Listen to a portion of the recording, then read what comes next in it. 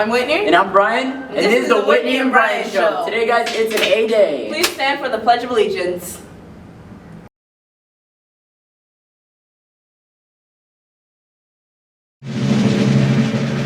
I pledge allegiance to the flag of the United States of America and to the republic for which it stands, one nation, under God, indivisible, with liberty and justice for all.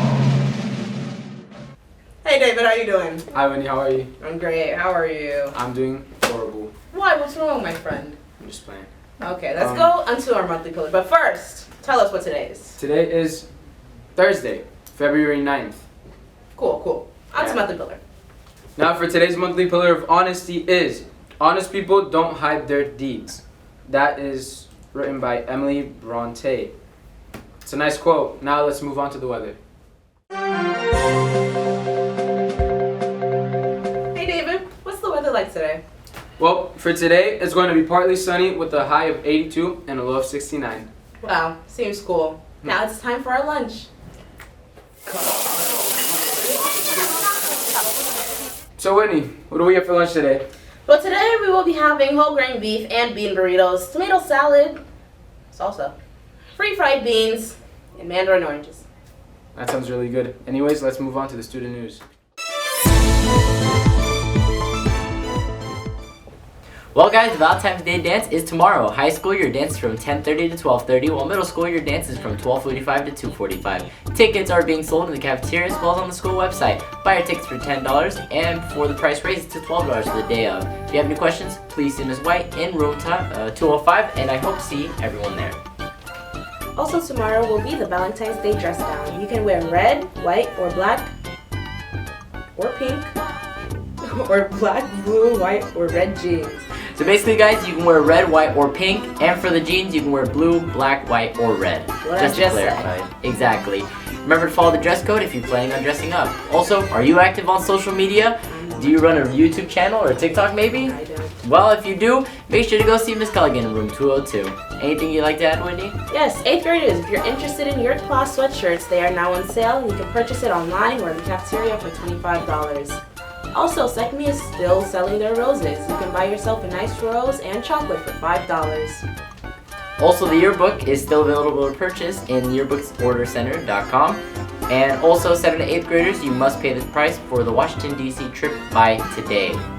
Now it's on to our club news. What she said.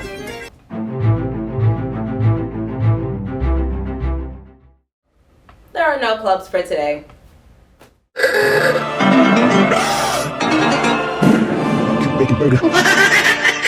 And now on to our special segment about opera. Swing low, swing hard.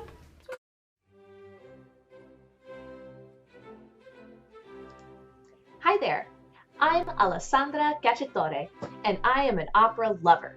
You may be an opera lover too, and want to love it more. Or you may be someone who doesn't really know what all the fuss is about. Since the 16th century, operas have captivated audiences around the globe.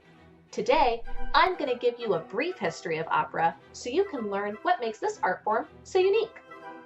Our journey begins around 1600 in Florence, when a bunch of people say, hey, the ancient Greeks sung in their dramas, why can't we?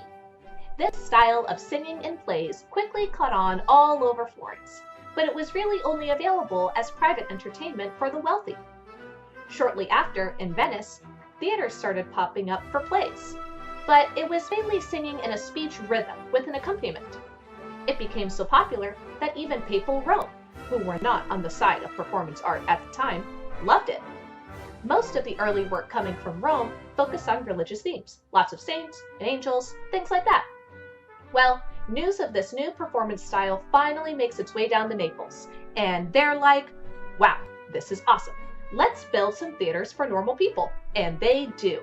This is where opera starts to get a bit more lyrical in design, and the speech rhythm transforms into songs.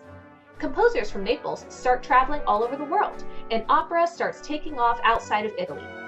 By the end of the 17th century, opera gets a facelift, and now we see more of an alternation between talking and singing. This new Italian opera style quickly spreads to London, Paris, Germany, and even Russia. Every modern city at the time had an Italian opera company, staffed by and sung in Italian.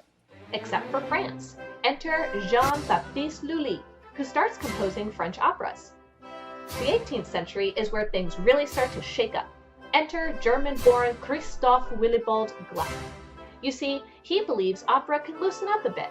Insert chorus to the opera.